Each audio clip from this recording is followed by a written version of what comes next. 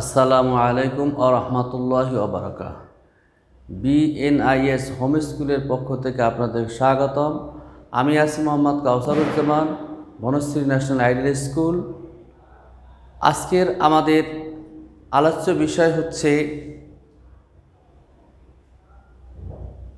বিষয় হচ্ছে অধ্যায় 2 পার্ট 10 ইতিকাফ ও সদকাতুল ফিতর। সুপ্রিয় উপস্থিতি, আজকের যে বিষয়টা আছে আমাদের এই বিষয়টা অতীব জরুরি। আমরা মনোযোগ সহকারে দিয়ে শুনব এবং নিজেদের বাস্তব জীবনে এটা বাস্তবায়িত করব।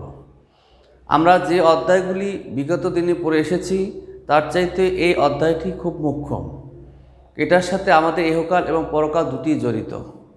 সুপ্রিয় উপস্থিতি, আসুন আমরা এখন আমাদের পাঠদানে চলে যাচ্ছি। ইতিকাফ আর সদকাতুল ফিতর। ইতিকাফ আরবি শব্দ, এর অর্থ হচ্ছে অবস্থান করা, আটকে থাকা। শরীয়তের পরিভাষায় সাংঘর্ষিক কাজকর্ম ও পরিবার থেকে আলাদা হয়ে মসজিদে ইবাদতের নিয়তে অবস্থান করাকে ইতিকাফ বলা হয়। তাহলে আমরা এক কথায় বলতে পারি, দুনিয়াবি কাজকর্ম ছেড়ে একমাত্র আল্লাহ তাআলার সান্নিধ্যে বা আল্লাহ তাআলার সন্তুষ্টির উদ্দেশ্যে একটা জায়গায় নির্দিষ্ট সময় অবস্থানকে ইতিকাফ বলা হয়। ইতিকাফ সুন্নতে মুআক্কাদা, এলাকাবাসীর মধ্য থেকে যে কোনো একজনে আদায় করলে এলাকাবাসী আদায় হয়ে যাবে, আর যদি কেউই না আদায় করে তাহলে সবাই সমানভাবে দায়ী হবে। ইতিকাফ করে দুনিয়ার কাজকর্ম থেকে সম্পূর্ণ ছিন্ন করে সম্পূর্ণভাবে আল্লাহর ইবাদতে মশগুল হয়। ফলে এই অনর্থক কথাবার্তা ও যাবতীয় পাপ থেকে বেঁচে থাকে।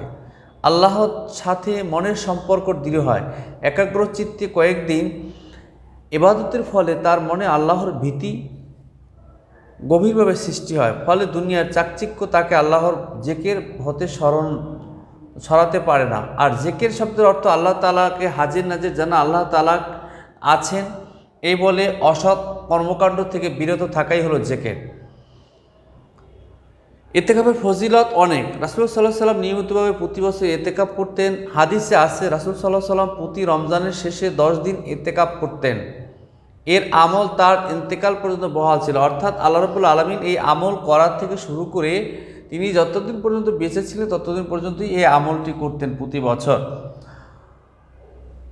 রমজান মাসের মুহাম্মদ সাল্লাল্লাহু আলাইহি ওয়াসাল্লাম মৃত্যুর পর তার বিবিগণ এই নিয়ম পালন করেছিলেন। বুখারী।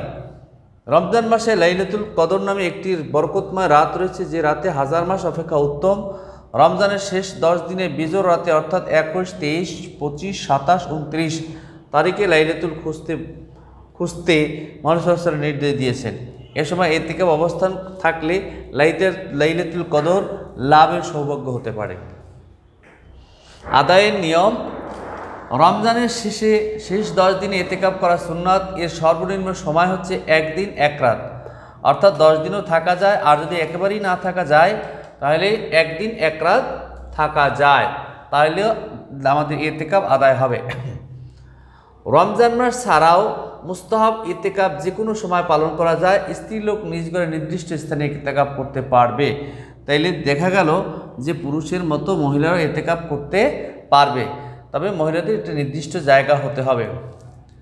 আসুন সদকাতুল ফিতর।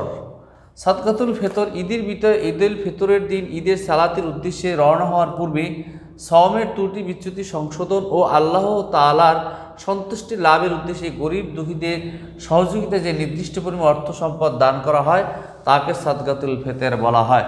অর্থাৎ আমরা এটাই বুঝতে পারি যে গরিবের বৈষম্য দূর, অথবা আল্লাহ তাআলা যে আমাদের রমজান মাসে রোজা রাখার হুকুম করেছেন সেই রোজার নুসকানিয়াত অর্থাৎ ছোটোখাটো ভুল দূর করার জন্য সদকা হিসাবে যে অর্থ প্রদান করা হয় সেটাকে সদকাতুল ফিতর বলা হয়। মৌলিক প্রয়োজনে অতিরিক্ত নিসাব 7.5 ভরি স্বর্ণ বা 52.5 তোলা রৌপ্য সমপরিমাণ অর্থ প্রয়োজনে অতিরিক্ত থাকলে তাকে নিসাব বা সম্পদের মালিক প্রত্যেক স্বাধীন মুসলিম নরনারীর উপর সদকাতুল ফিতর ওয়াজিব।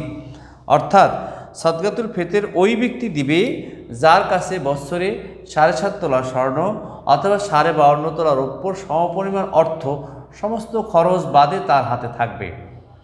ওই ব্যক্তি স্বাধীন এবং মুসলিম হতে হবে। সেই প্রত্যেক মালিক ওই টাকার শতকরা 2.5 টাকা গরিবকে দিবে, যাতে ঈদের দিন গরিবও হাসি মুখে ঈদ পালন করতে পারে এবং গরিব এবং ধনীর বৈষম্য দূর হয়। শিশু ও পরাধীন অর্থাৎ যারা কাজের লোক আছে অথবা যারা শিশু আছে তারা কীভাবে আদায় করবে? তারা আদায় করবে ওই শিশুর অভিভাবক, চাই সে মাতা হোক, চাই সে পিতা হোক, চাই সে চাচা হোক, অর্থাৎ সেই শিশু বা পরাধীন ব্যক্তির বা গোলাম ব্যক্তির সদকা ওই ব্যক্তির মালিক আদায় করবে, মালিক সে হতে পারে। তাৎপর্য, যে বছর রোজা ফরজ হয়ে সেই বছরই রাসূলুল্লাহ সাল্লাল্লাহু আলাইহি ওয়াসাল্লাম মুসলমানদের সদকায়ে ফিতর আদায় করার নির্দেশ দিয়েছেন।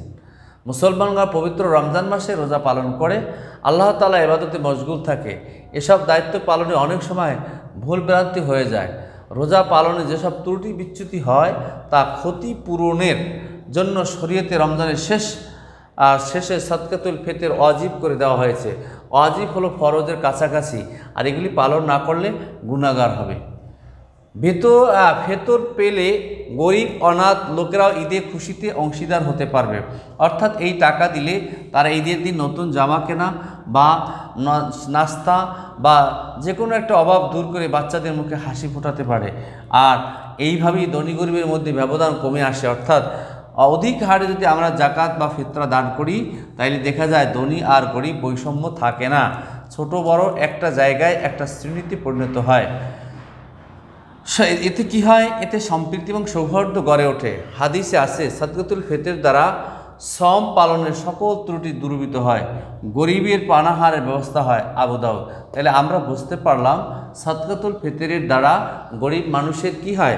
বৈষম্য, ধনী গরিবের বৈষম্য দূর হয়, সম্প্রীতি সৌহার্দ্য গড়ে ওঠে এবং রোজার সকল ত্রুটি বিচ্যুতি দূর হয় এবং গরিবের পানাহারের ব্যবস্থা হয়। তাইলে সদকার তো অনেক গুরুত্ব রয়েছে, সদকার দ্বারা অনেক কিছুই মেটানো সম্ভব।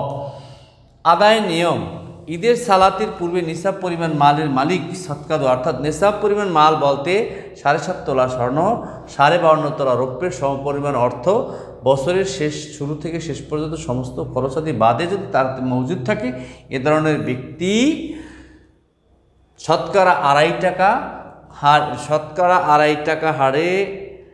এখানে সদকাতুল ফিতর আর জাকাত দুইটা ভিন্ন জিনিস। যদিও সদকা যে ব্যক্তি দিবেন, জাকাত ওই ব্যক্তি দিবেন, অর্থাৎ জাকাতের মালিক যিনি তিনিই আবার সদকা দিবেন। সদকার পরিমাণটা আলাদা। জাকাতের পরিমাণটা হচ্ছে শতকরা 2.5 টাকা আর ফিতরার পরিমাণটা হচ্ছে ঈদের ফিতর আদায় করা যায়, তবে ঈদের সালাতের উদ্দেশ্যে মাঠে যাওয়ার পূর্বেই সদকাতুল ফিতর আদায় করা উত্তম। যদি কেউ এর আগে তা আদায় করে তবে তা আদায় হবে, কিন্তু সব কম হবে। কারণ যদি এটা হচ্ছে সবচেয়ে গরিবের আনন্দ, গরিবের সুখ এবং গরিব তৈরির বৈষম্য দূর করার জন্য। আর সেটা যদি ঈদের আগে নাই হয় তাইলে সে আদায় নুকসানিয়ত থাকবে, সে আদায় হবে কিন্তু পূর্বে আদায়ের মতো সব পাবে না। আসুন সদকা আর জাকাতের ভিতরে পার্থক্য। সদকাতুল ফিতর মাতা পিছু নিসফুসা অর্থ 2.25 সের, 2.25 কেজি বা 2.25 সের, যদিও সের আগে ছিল এখন কেজি। 2.25 কেজি গম বা জব বা তার মূল্য আদায় করতে হবে। অর্থাৎ তাহলে দেখা গেল জাকাতের টাকা শতকরা 2.5 টাকা আর সদকাতুল ফিতর হচ্ছে 2.25 কেজি গম, অর্থাৎ যে স্থান কাল পাত্রভেদে ওই জায়গার প্রচলিত পণ্যের 2.25 কেজি।